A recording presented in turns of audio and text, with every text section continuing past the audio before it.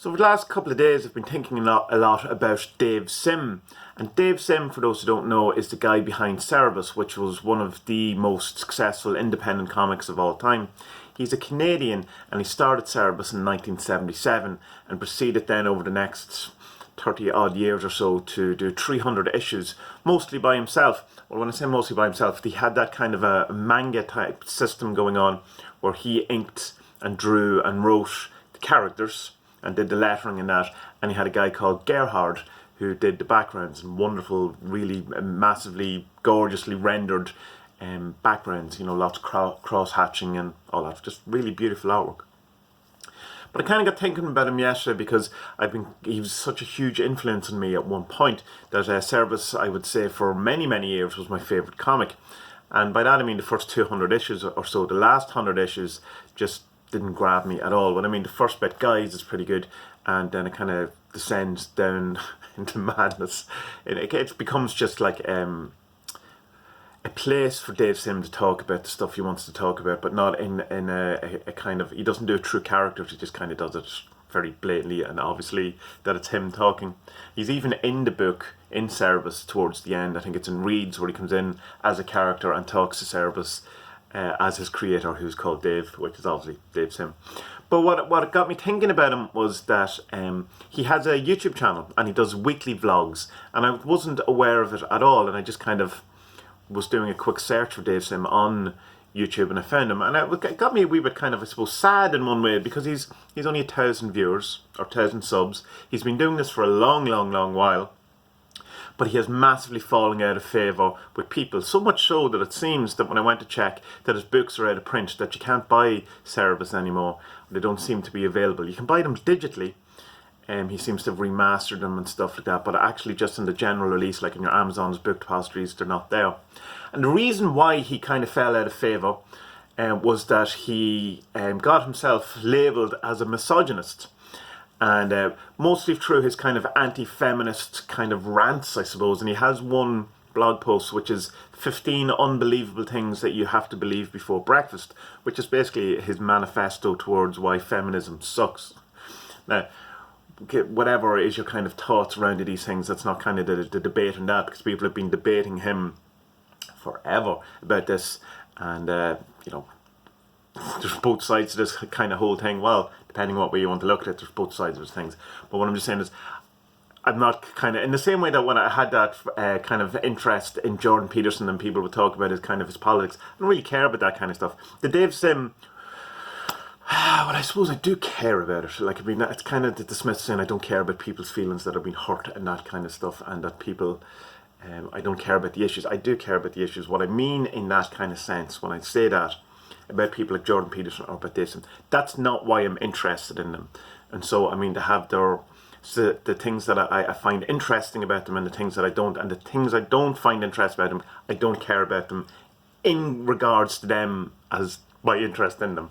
Not that I don't care when people say shitty things or that. But I've talked before, we're saying it's very hard to kind of separate the, you know, the art from the artist and stuff like this. But Dave Sim in this thing certainly has destroyed his career by what he has said, and the kind of reaction that people had to him, to the point where he's almost working for no reason. Like, he has a video up going, why do I keep doing this? And it's like kind of going, well, what am I going to do? Am I going to do bad art to be tried to be popular? Am I going to not say the things that I believe to be true so that people will like me again? Or will I just keep doing the things that seem right to me, and then hopefully at some stage in the future people will look back and say that, you know, that, oh, maybe Dave Sim was, you know, hard done by or whatever. And I think he does have a sense that the future and history will look more kindly on him than modernity does right now, or contemporary times. But it's kind of sad that someone who was such an influence, and someone who was such a big part of my life, and I have a really lovely memory of when I met my wife.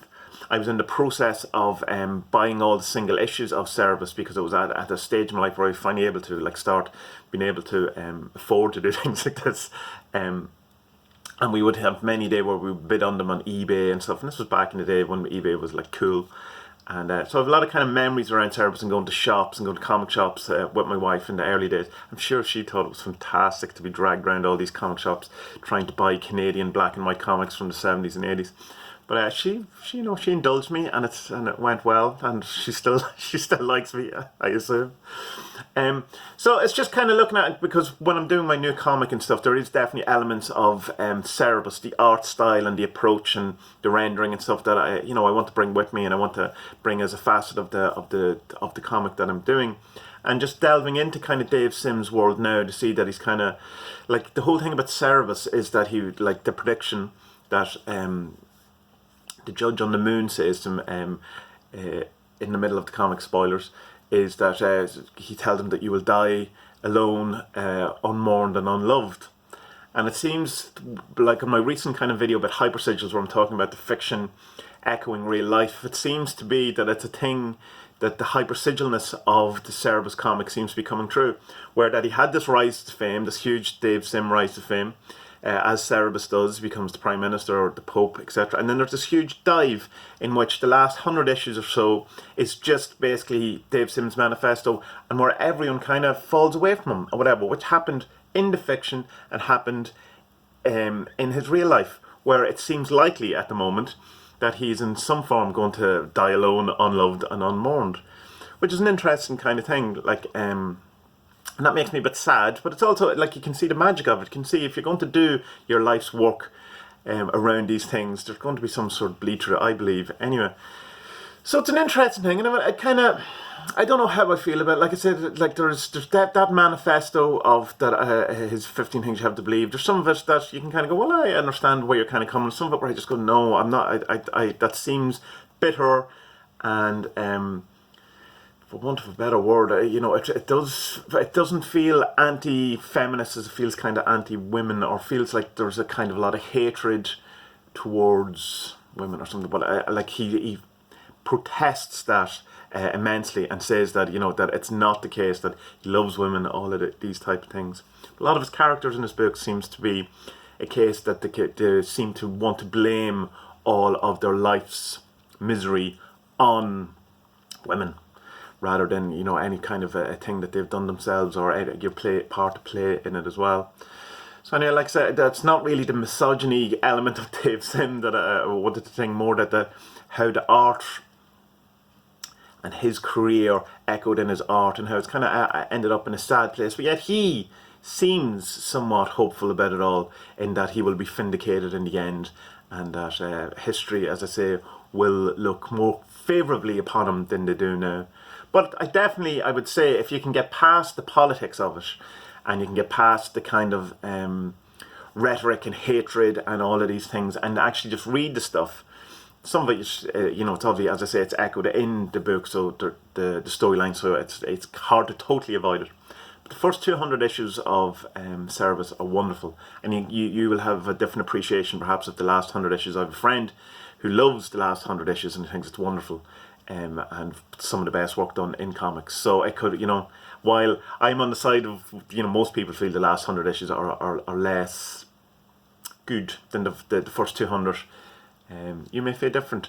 And it does point out in the book itself, in the thing, within the 6,000 pages, that the story really does end on issue 200. But anyway, that's what I just wanted to say. Dave Sim, wonderful artist, really good writer, come up with a wonderful character, all a success.